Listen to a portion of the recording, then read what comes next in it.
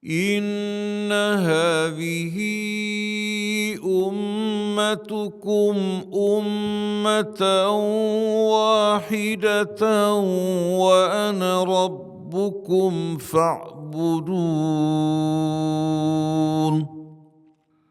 وما أرسلناك إلا رحمة للعالمين.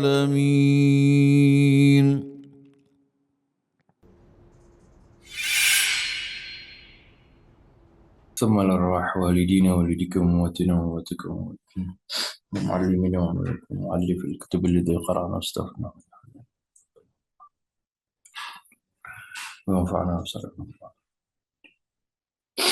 على هذه النية الصالحة وإلى حضرة النبي محمد صلى الله عليه وسلم. الفاتحة. أعوذ بالله من الشيطان الرجيم. بسم الله الرحمن الرحيم.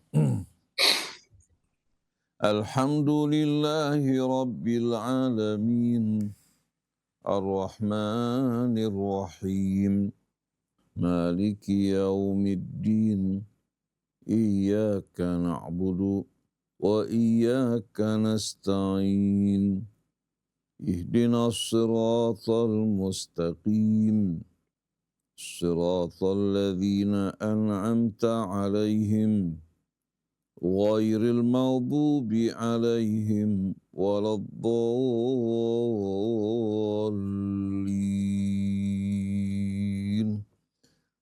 آمين. بسم الله الرحمن الرحيم.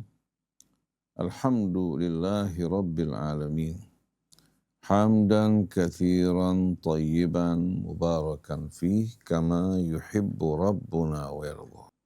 اللهم صل على عبدك ورسولك سيدنا محمد وآله وصحبه وسلم. سبحانك لا علم لنا إلا ما علمتنا إنك أنت العليم الحكيم. ولا حول ولا قوة إلا بالله العلي العظيم. ربنا زدنا علما وألحقنا بالصالحين واجعل لنا لسان صدق في الآخرين واجعلنا من ورثة جنة النعيم ولا تخزنا يوم الدين يوم لا ينفع مال ولا بنون إلا من أتى الله بقلب سليم. سبحانك لا علم لنا إلا ما علمتنا إنك أنت العليم الحكيم. ولا حول ولا قوة إلا بالله العلي العظيم. ربنا زدنا علما وألحقنا بالصالحين.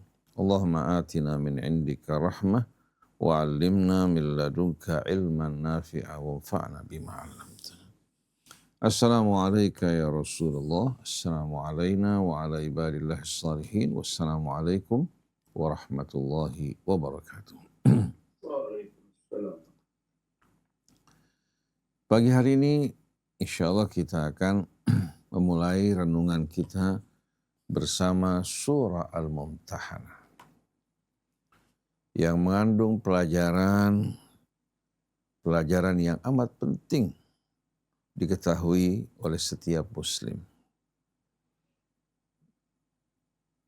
yang berisikan peringatan dari Allah Subhanahu wa Ta'ala agar kita tidak menjadikan musuh Allah dan musuh kita sebagai wali-wali yang kita percaya dengan mengharapkan perlindungan mereka, seperti yang kita jumpai dari realita yang betul-betul amat pahit getir, di mana negara-negara Arab, baik negara Teluk, Saudi Arabia, termasuk Mesir, ternyata mereka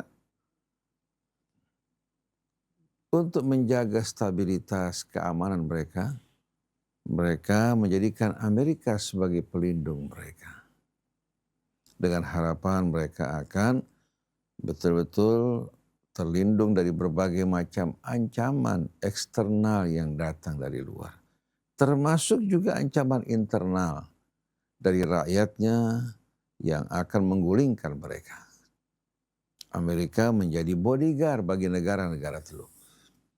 Dan ini merupakan hal yang dilarang oleh Allah karena kita tahu bagaimana peran pemerintah Amerika yang bekerja sama dengan Zionis dan menjadikan pangkalan-pangkalan Amerika di negara-negara Arab sebagai benteng pertahanan bagi setiap serangan yang akan menyerang Zionis Israel yang merupakan anak manja Amerika atau junjungan dan majikan Amerika. Amerika hanya sebagai proksi bagi Zionis. Oleh karena itu, setiap muslim wajib memahami ayat-ayat ini karena ini bisa menyebabkan mereka keluar dari keimanan, terjerumus dalam murka Allah Subhanahu wa taala tanpa mereka sadari karena sibuknya kita hanya membicarakan persoalan ritual, bahkan bukan merupakan pokok-pokok ibadah ritual yang Allah ajarkan, tapi kita mulai berkelahi, berselisih dalam perbedaan pendapat yang bukan berasal dari Allah, tapi berasal dari benak manusia. Kita akan baca ayat ini hingga ayat 3, kemudian kita mulai melanjutkan renungan kita bersama surah Al-Mumtahanah. A'udzu billahi minasyaitonir rajim. Bismillahirrahmanirrahim. Ya ayyuhalladzina amanu la tattakhidhu aduwwi wa aduwwakum awliya'a tulquna ilaihim bil mawaddah wa qad kafaru bima ja'akum minal haqq yukhrijuna ar-rasula wa iyyakum an tu'minu billahi rabbikum in kuntum kharajtum jihadan fi sabili wa ibtigha'a mardati tusirruna ilaihim bil mawaddati wa ana a'lamu bima akhfaytum wa ma a'lantum wa man yaf'alhu minkum faqad dhalla sawa'as sabil in yathqafukum yakunu lakum a'da'an wa yabsutu ilaikum aydiyahum wa alsinatahum bis-su'i wa waddu law takfurun. لن تنفعكم أرحامكم ولا أولادكم يوم القيامة يفصل بينكم والله بما تعملون بصير صدق الله العظيم. صدق الله العظيم وصدق رسوله الكريم ونحن على ذلك من الشاهدين. بسم الله الرحمن الرحيم. ربنا زدنا علما وألحقنا بالصالحين. هذه السورة حلقة في سلسلة التربية الإيمانية والتنظيم الاجتماعي والدولة في المجتمع المدني. حلقة من تلك السلسلة الطويلة أو من ذلك المنهج الإلهي المختار للجماعة المسلمة المختارة التي ناط بها الله تحقيق منهجه الذي يريده للحياة الإنسانية في صورة واقعية عملية كيما يستقر في الأرض نظاما ذا معالم وحدود وشخصية مميزة تبلغ إليه البشرية أحيانا وتقصر عنه أحيانا ولكنها تبقى معلقة دائما بمحاولة بلوغه وتبقى أمامها صورة واقعية منه تحققت يوما في هذا الأرض. وقد اقتضى هذا كما قلنا في أول هذا الجزء إعدادا طويلا في خطوات ومراحل، وكانت الأحداث التي تقع في محيط هذه الجماعة أو تتعلق بها مادة من مواد هذا الإعداد، مادة مقدرة في علم الله، تقوم عليها مادة أخرى هي التفسير والتوضيح والتعقيب والتوجيه. وفي مضطرب الأحاديث وفي تيار الحياة المتدفق تمت عملية بناء النفوس المختارة لتحقيق ذلك المنهج الإلهي في الأرض، فلم تكن هناك عزلة إلا العزلة بالتصور الإيماني الجديد وعدم خلطه بأية رقع غريبة عنه في أثناء التكوين النفسي لهذه الجماعة. وكانت التربية المستمرة متجهة دائما إلى إنشاء هذا التصور الإيماني الخاص المميز المنعزل بحقيقته وطبيعته عن التصورات السائدة في العالم كله يوم ذاك وفي الجزيرة العربية بصفة خاصة. أما الناس الذين ينشأ هذا التصور المتميز في نفوسهم فلم يكونوا بمعزل عن واقع الحياة ومضطرب الأحداث، بل كانت يسهرون في بوتقة الحوادث يوما بعد يوم ومرة بعد مرة، ويعاد صهرهم في الأمر الواحد والخلق الواحد مرات كثيرة وتحت مؤثرات متنوعة، لأن الله الذي خلق هذه النفوس يعلم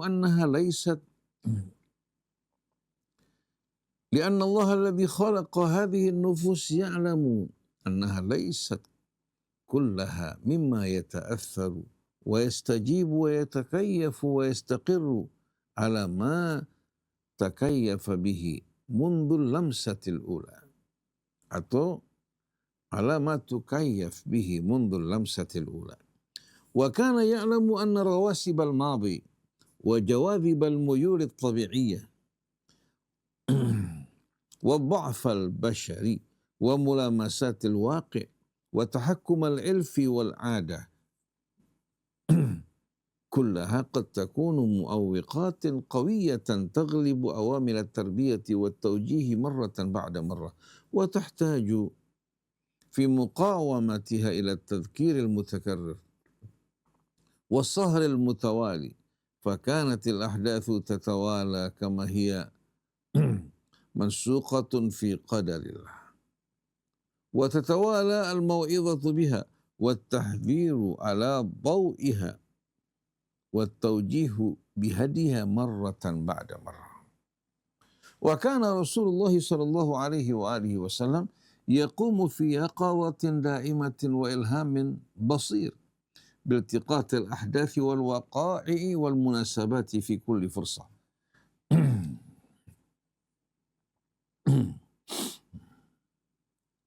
واستخدامها بحكمة بالغة في بناء هذه النفوس. والوحي والإلهام يؤيدانه ويسددانه صلى الله عليه وآله وصحبه وسلم حتى تصنع تلك الجماعة المختارة على عين الله بتوفيق الله على يدي رسول الله صلى الله عليه وآله وسلم. هذه السورة حلقة في سلسلة ذلك الإعداد الطويل تستهدف مع غيرها مما جاء في مثل موضوعها إقامة عالم رباني خالص في ضمير المسلم، عالم محوره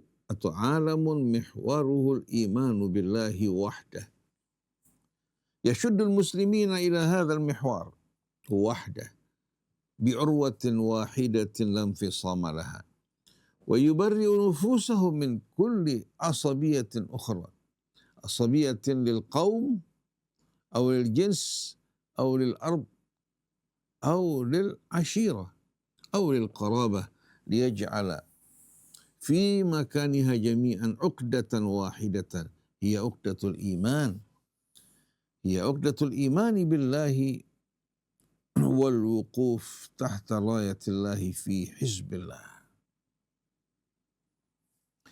إن العالم الذي يريده الإسلام عالم رباني إنساني، رباني بمعنى أنه يستمد كل مقوماته من توجيه الله وحكمه، ويتجه إلى الله بكل شعوره وعمله، وإنساني بمعنى أنه يشمل الجنس الإنساني كله في رحاب الإيمان، في رحاب العقيدة، في رحاب الإيمان، وتذوب فيه فواصل الجنس والوطن واللغة والنسب وسائر ما يميز إنسانا من إنسان ada عقيدة الإيمان، وسائر ما يميز إنسانا عن إنسان ada عقيدة الإيمان. وهذا هو العالم الرفيع اللائق أن يعيش فيه الإنسان الكريم على الله المتضمن كيانه نفخة من روح الله. ودون إقامة هذا العالم تقف عقبات كثيرة كانت في البيئة العربية وما تزال في العالم كله إلى اليوم، عقبات من التعصب للبيت والتعصب للعشيرة والتعصب للقوم والتعصب للجنس والتعصب للأرض، كما تقف عقبات أخرى أو تقف عقبات أخرى من رغائب النفوس وأهواء القلوب، من الحرص والشح وحب الخير والخب الخير للذات، ومن الكبرياء الذاتية والالتواءات النفسية، وألوان غيرها كثيرة من ذوات الصدور. وكان الإسلام أن يعالج هذا كله في الجماعة التي يعدها لتحقيق منهج الله في الأرض في صورة عملية واقعة، وكانت هذه الصورة حلقة في سلسلة هذا العلاج الطويل. وكان بعض المهاجرين الذين تركوا ديارهم وأموالهم وأهليهم في سبيل عقيدتهم ما تزال نفوسهم مشدودة إلى بعض من خلفوا هنالك من ذرية وأزواج وذوي قربى، وعلى الرغم من كل ما ذاقوا من الأنة والأذى في قريش، فقد ظلت بعض النفوس تود لو وقعت بينهم وبين أهل مكة المحاسنة والمودة، وأن لو انتهت هذه الخصومة القاسية التي تكلفهم قتال أهليهم وذوي قرابتهم وتقطع ما بينهم وبينهم من صلات. Wallahu a'lam. Seperti yang disampaikan oleh Said Qutb, bahwa apa yang Allah turunkan dalam suratul Mumtahanah ini merupakan salah satu episode dari perjalanan pendidikan Allah Subhanahu wa Ta'ala dalam mendidik sahabat-sahabat Nabi kita Muhammad sallallahu alaihi wasallam untuk mensucikan jiwa mereka, memurnikannya sepenuhnya, mereka menyerahkan loyalitas mereka kepada Allah Subhanahu wa Ta'ala, di mana walak mereka kepada Allah melebihi walak mereka kepada keluarga mereka, kepada suku mereka, di mana hubungan rahim yang Allah Subhanahu wa Ta'ala wanti-wanti mengingatkan kita untuk menjaganya. Apabila bertentangan dengan wala kita kepada Allah Subhanahu wa taala, kita harus mengutamakan keridhaan Allah. Sebagai contoh, kalau ayah ibu kita memerintahkan kita mengerjakan sesuatu yang bertentangan dengan keridhaan Allah, maka dengan sendirinya wala kita kepada Allah harus berada betul-betul pada kedudukan yang tertinggi, di mana selain dari wala kita kepada Allah, posisinya berada di bawah. Dengan pendidikan semacam ini, Nabi berhasil mendidik sahabat-sahabatnya sepenuhnya untuk menyerahkan wala mereka kepada Allah, baik dari kalangan Al-Muhajirin maupun dari kalangan Ansar, yang memulai dakwah dengan menghadapi berbagai macam rintangan, gangguan, bahkan penganiayaan, tapi mereka tidak bergeser dari iman mereka dan keyakinan mereka. Suratul Mumtahanah ini dalam riwayat mengisahkan satu kisah kejadian yang diriwayatkan baik oleh Bukhari, ya. Begitu juga diriwayatkan oleh Muslim dalam Sahihnya. Bukhari dalam Al-Maghazi, ya, siapa yang ingin merujuk, mengisahkan bahwa ketika kaum musyrikin di Mekah melakukan pelanggaran terhadap perjanjian Hudaybiyah dengan memerangi dan menyerang sekutu kaum muslimin yang masih dalam keadaan musyrik. Karena dalam nas perjanjian Hudaybiyah, bangsa Arab bebas untuk memilih bersekutu bersama Rasul atau bersekutu bersama kaum Quraisy. Nah, bangsa Arab yang berakal sempurna tahu bahwa Nabi tidak pernah melanggar janji, tidak pernah berbuat aniaya. Maka mereka memilih bersekutu bersama Rasul. Perjanjian berjalan, tahu-tahu di tengah jalan, ternyata kaum musyrikin di Mekah, mereka menyimpan kebencian pada orang-orang yang bersekutu bersama Rasul. Mereka melakukan penyerangan dengan anggapan bahwa tidak mungkin Nabi akan mengerahkan pasukan untuk membela orang-orang musyrik. Tapi ternyata kejadiannya di luar perhitungan mereka. Di mana Nabi orang yang menepati janji, orang yang melindungi mereka yang berlindung kepadanya, dan tidak mungkin akan meninggalkan mereka walaupun mereka non-muslim. Ini salah satu keindahan Islam. Memandang manusia semua memiliki hak untuk dapat menjaga kehidupannya, hartanya maupun kehormatannya, kecuali mereka yang melakukan perbuatan-perbuatan yang membuka jalan bagi kaum muslimin untuk menyerang mereka, bukan secara aniaya, tapi karena mereka melakukan agresi, melakukan teror, atau bekerja sama dengan musuh yang kita akan baca nanti pada ayat-ayat dalam suratul Mumtahanah. Nah, ketika Nabi mengumumkan kepada kaum muslimin untuk bersiap-siap menuju kota Mekah karena kaum musyrikin telah melanggar perjanjian Hudaybiyah, Nabi memberitahukan kepada para sahabat arah tujuannya. Di antara mereka terdapat seorang sahabat yang berhijrah bersama Rasul, bahkan ikut menyaksikan peperangan Badar, yaitu Hatib bin Abi Balta'ah. Hatib bin Abi Balta'ah. Nabi berkata, Allahumma a'mi, dalam riwayat ammi khabarana anhum, ya Allah tutupi jejak kami, rencana kami, berita kami dari kaum musyrikin, agar mereka dalam keadaan tidak bersiap siaga.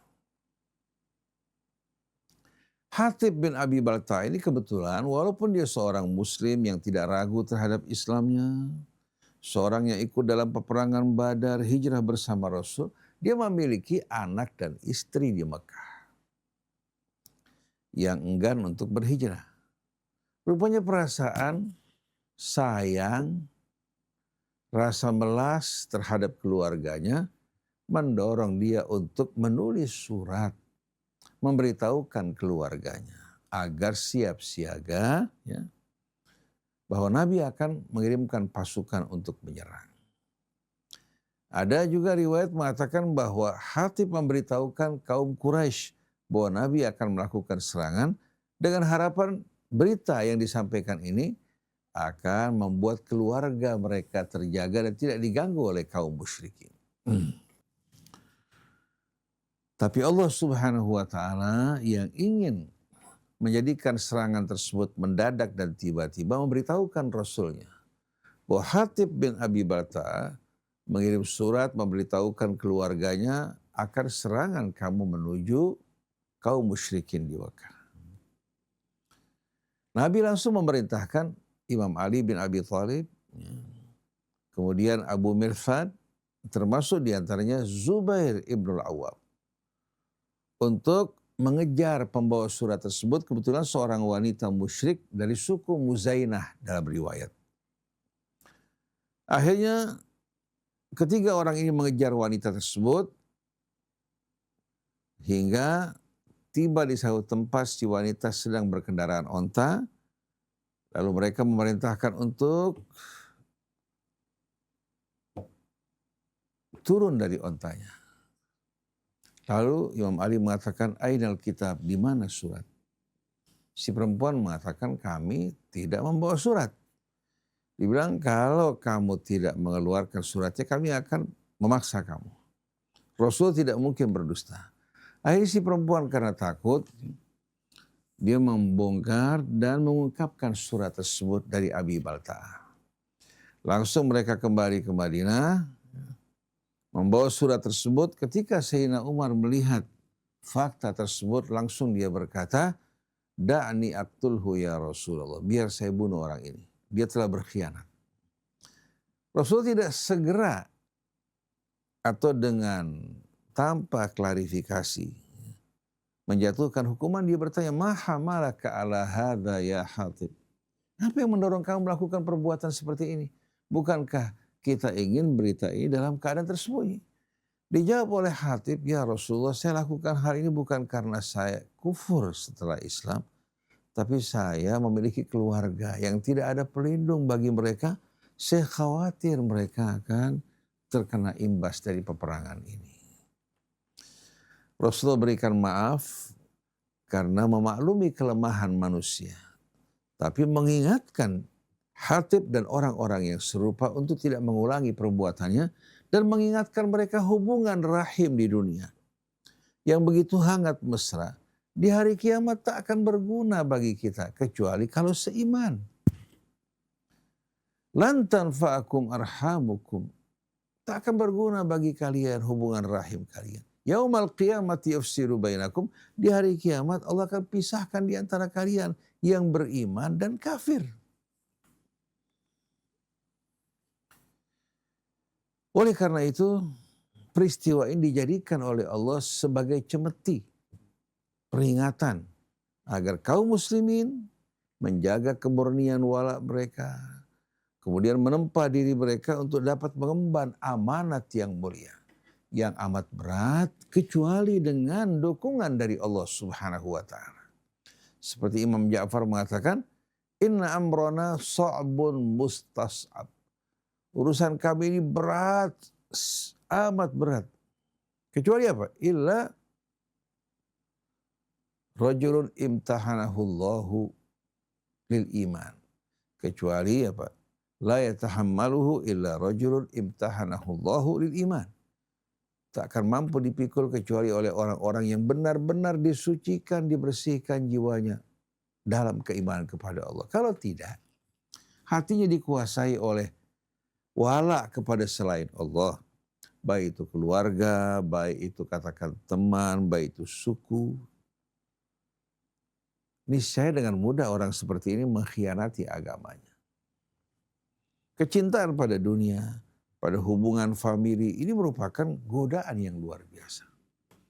Oleh karena itu banyak ustadz, ulama, kiai, termasuk juga habibnya, banyak yang menyeleweng dari kebenaran disebabkan karena godaan-godaan tersebut. Wala ubarri'u nafsi min dzalik. Termasuk saya, ya, tak luput dari godaan-godaan semacam ini. Terkadang kita menahan diri untuk menyampaikan kebenaran karena yang melakukan kesalahan dari keluarga kita. Ini berbahaya sekali. Berbahaya sekali. Kecuali orang-orang yang jiwanya disucikan, dimurnikan dalam keimanan kepada Allah dan menyerahkan loyalitasnya sepenuhnya kepada Allah. Nah, mari kita ikuti renungan pada beberapa ayat yang tadi kita baca. A'udzu billahi minasyaitonir rajim. Bismillahirrahmanirrahim. Allahumma iftah qulubana limarashidi amrik. Walaqinna ya Rabbana kitabaka. Wa inna ala tadabburihi. Warzuqna fahmahu kama yurdik. Fahman sahihan. Wa inna ala al-amali bimawa'idhika fihi wajtinabi ma'asik. Wa qawwina wa inna ala adaihi wa tablighi li ibadika bil hikmati wal mau'izatil hasanati fi ikhlasin wa tawadhu'in wa nashatin wa sabrin wa rifqin wa rahmatin bi ibadik.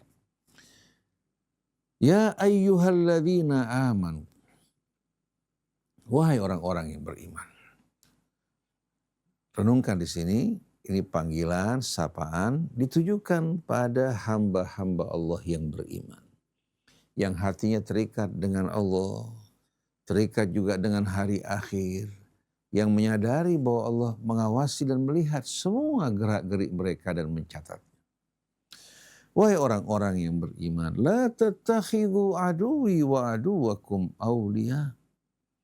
Jangan sekali-kali kalian menjadikan musuhku dan musuh kalian sebagai wali-wali. Orang kepercayaan kalian, mengharapkan perlindungan dari mereka, mengharapkan jaminan, melakukan perbuatan-perbuatan juga yang menyenangkan mereka dan takut dari ancaman mereka. Seperti ceramah dari seorang Wahabi yang mengatakan bahwa zakat boleh kita berikan untuk mereka-mereka. Maksudnya kepada Trump, ya, kepada pemerintahan Amerika dengan alasan untuk melindungi kita dari kejahatan mereka. Juga untuk menarik hati mereka agar dekat dengan Islam. Bagaimana mereka telah dihantui ketakutan karena cinta pada kehidupan ini membuat jiwa mereka mengalami alwahan. Ini semua karena cinta dunia, takut dari kematian, padahal mati pasti akan datang. Dunia pasti kita akan tinggalkan dan pasti kita akan menghadap ke hadapan Allah. Dan kita akan menerima balasan kita di hari akhir. Kenapa justru kita berkhianat?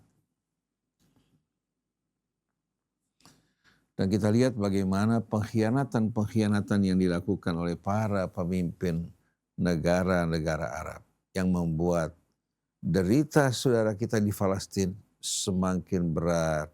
Ratapan dan rintihan mereka karena kezaliman datang dari orang-orang yang seagama. Bahkan mereka mengatakan yang dihadapi oleh Hamas itu akibat dari perbuatan mereka. Jadi wahai orang-orang yang beriman, jangan kalian menjadikan musuhku dan musuh kalian. Dengan sendirinya di sini menunjuk kepada siapa? Orang yang memerangi kita, bukan setiap orang non-muslim.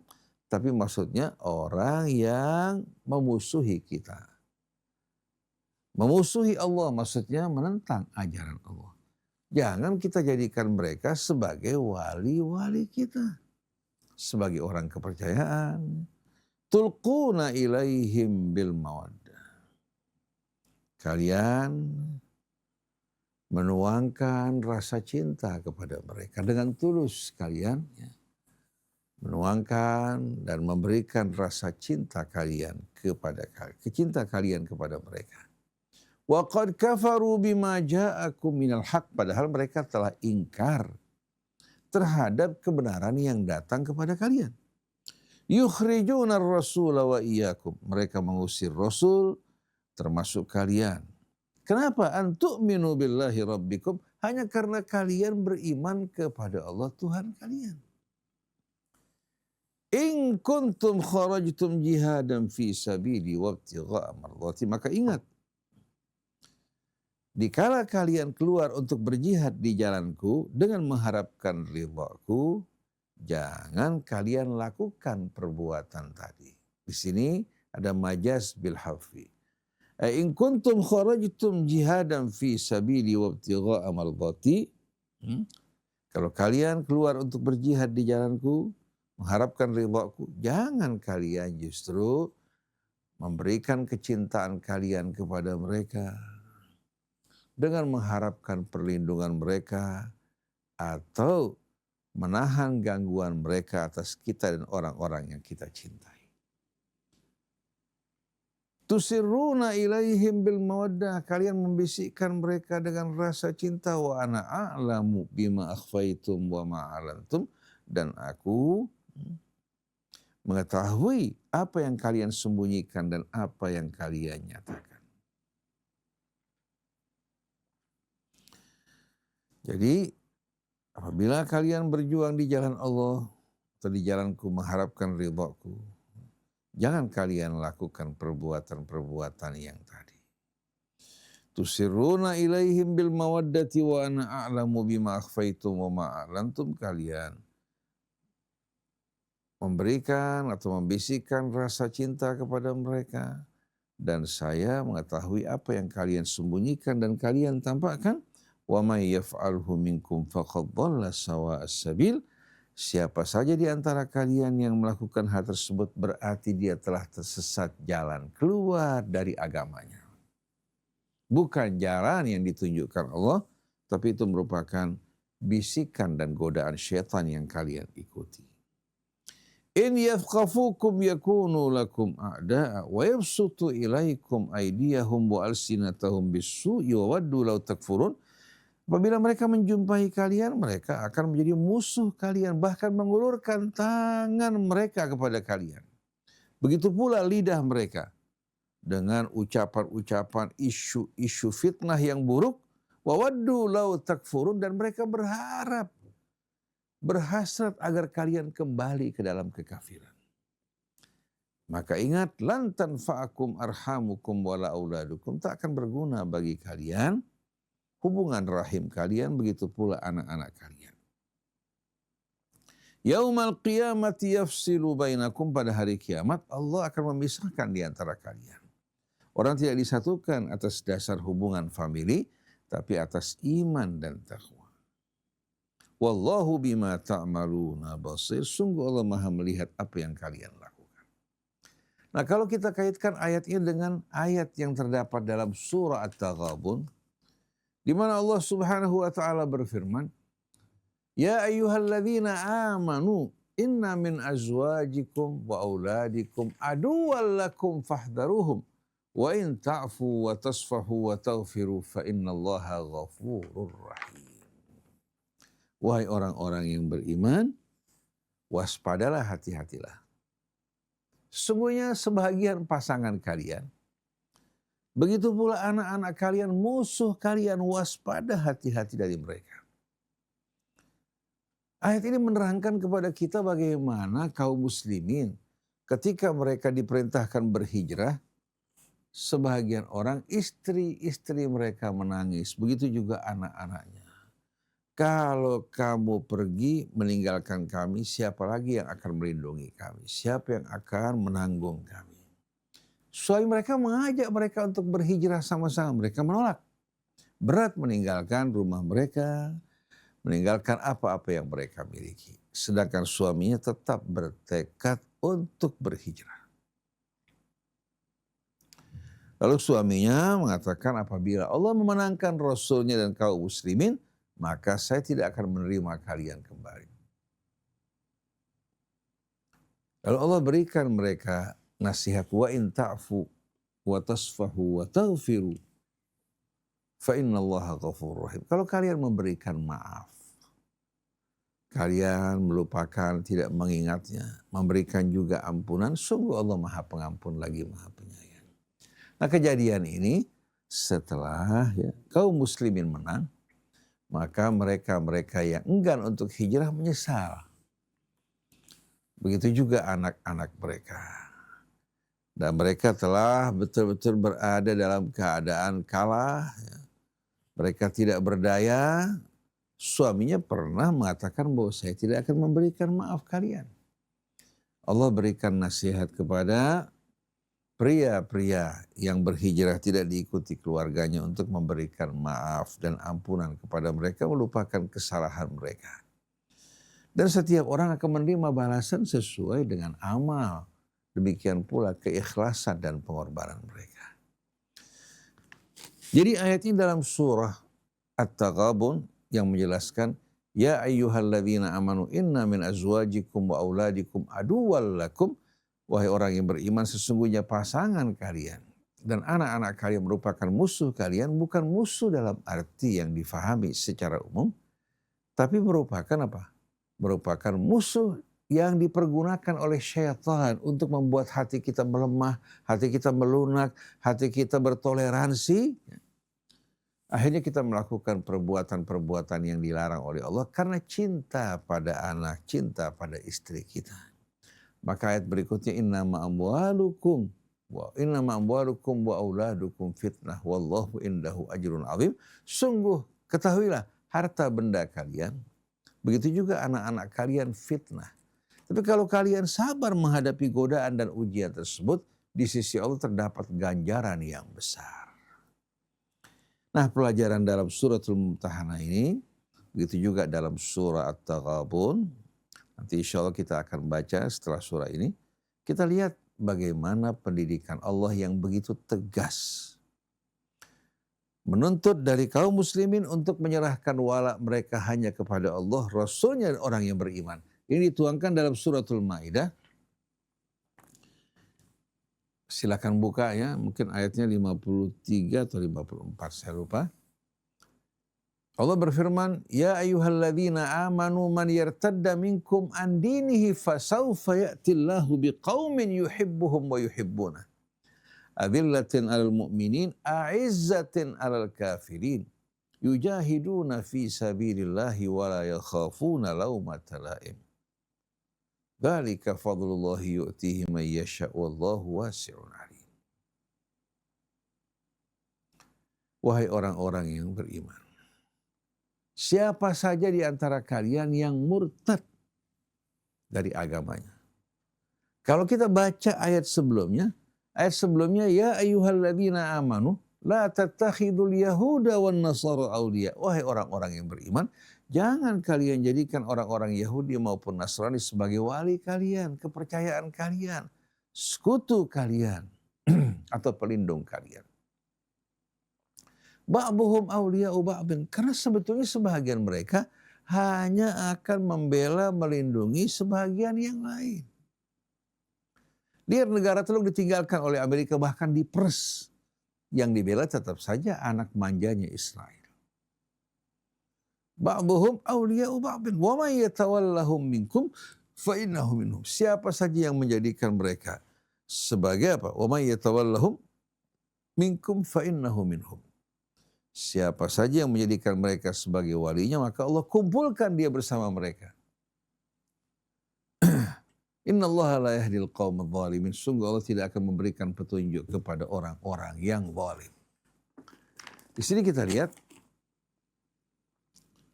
bahwa ayat berikutnya mengancam mereka-mereka yang menjadikan orang-orang yang memerangi kita, kaum muslimin, yang merupakan musuh Allah Subhanahu wa ta'ala, juga musuh kaum muslimin sebagai walinya.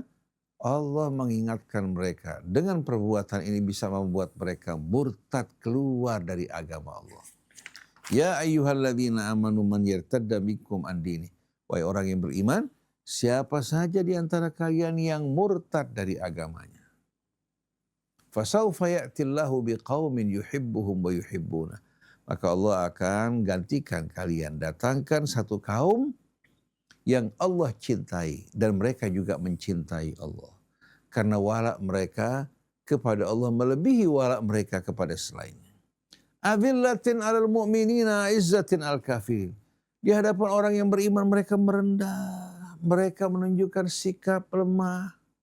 Tapi terhadap orang-orang kafir di medan laga, mereka menunjukkan sikap tegas keras mereka. Ini bukan bersikap keras kepada setiap non-muslim, tapi kepada mereka-mereka yang kafir, yang menentang dan mengangkat senjata. Lalu Allah Subhanahu wa taala terangkan, yujahiduna fi sabilillahi wa la yakhafuna laumata laim. Mereka berjuang, berjihad di jalan Allah. Mereka tidak gentar, tidak takut cemoohan siapapun yang mencemoohkan mereka. Menuduh ini, menuduh itu, mereka tidak peduli. Yang penting wala mereka hanya untuk Allah. Dzalika fadlullahi yu'tihi man yasha' wallahu wasi'un alim. Itulah karunia Allah yang Allah berikan kepada siapa yang dikehendaki. Allah maha luas karunianya, lagi maha tahu hamba-hambanya, tanpa hambanya harus bercerita atau menyebutkan. Allah tahu isi hati mereka. Nah, kita lihat ya. Ayat berikutnya, innama waliyukumullahu wa rasuluhu walladzina amanu. Sesungguhnya wali kalian yang sebenarnya, yang tepat, yang bisa kalian jadikan sebagai kepercayaan kalian, pertama adalah Allah tidak mungkin menzalimi hambanya yang beriman. Dan Rasulnya menyampaikan amanat dan pesan dari Allah. Mentaati Rasul sama dengan mentaati Allah. Nah, yang ketiga, walladzina amanu, dan sama-sama orang yang beriman, yang memiliki visi yang sama, tujuan sama, berjalan di atas jalan yang sama. Alladzina yuqimuna shalah wa yu'tuna zakah wa hum raki'un. Itu mereka yang mendirikan salat dengan tekun, menjaga hubungan mereka bersama Allah, dan mereka mengeluarkan zakat. Wa hum raki'un, dan mereka dalam keadaan ruku. Ada yang meriwayatkan bahwa ayat ini turun pada Imam Ali ketika beliau sedang salat, datang seorang meminta bantuan, Imam Ali mengulurkan tangannya atau jarinya agar mengambil cincinnya. Tapi kita tahu bahwa ayat ini bersifat umum. Kalau seandainya riwayat tadi benar, min masadiqil ayah, itu bahagian yang masuk dalam cakupan ayat, bukan berarti ayat Quran terbatas pada kisah tersebut.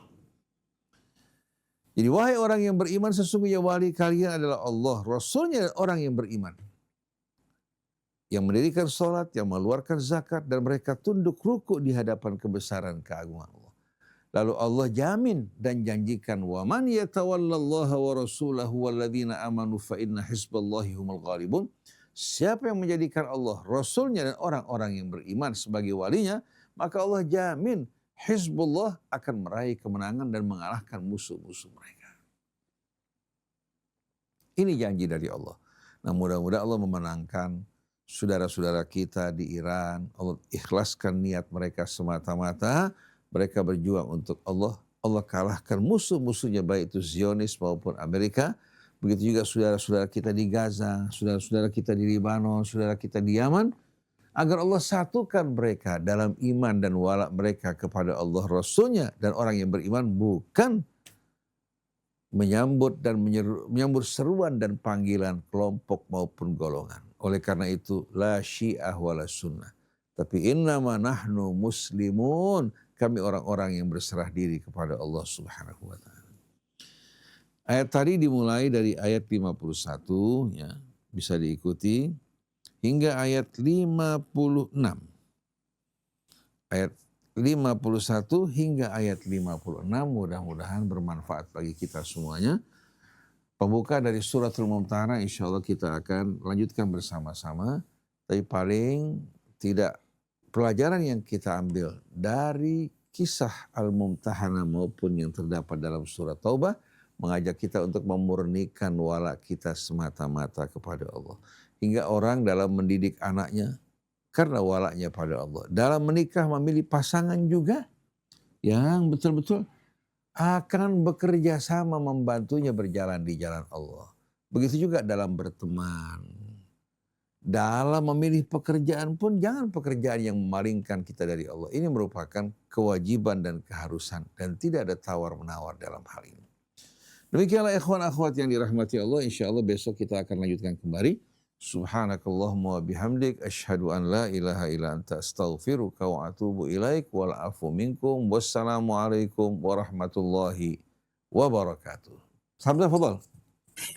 Bismillahirrahmanirrahim. Alhamdulillahirabbil alamin. Allahumma shalli ala sayyidina Muhammad. ربنا انفعنا بما علمتنا. رب آمين علمنا. رب آمين فقهنا وفقه أهلنا وقرابات لنا في الدنيا وأهلنا. آمين آمين رب يوفقنا ووفقهم في قولا وفعلا كرما. آمين يا رب كل حلالا دائما وخلا فيها علما. نهضر بالخير ونكفى كل شر. ربنا اصلح لنا كل الشؤون واقرها بالرضا منك العيون. واقض عنا ربنا كل الديون آمين وكل آمين يا رسل المنون. واغفر استر انت اكرم وصلاة الله على المصطفى.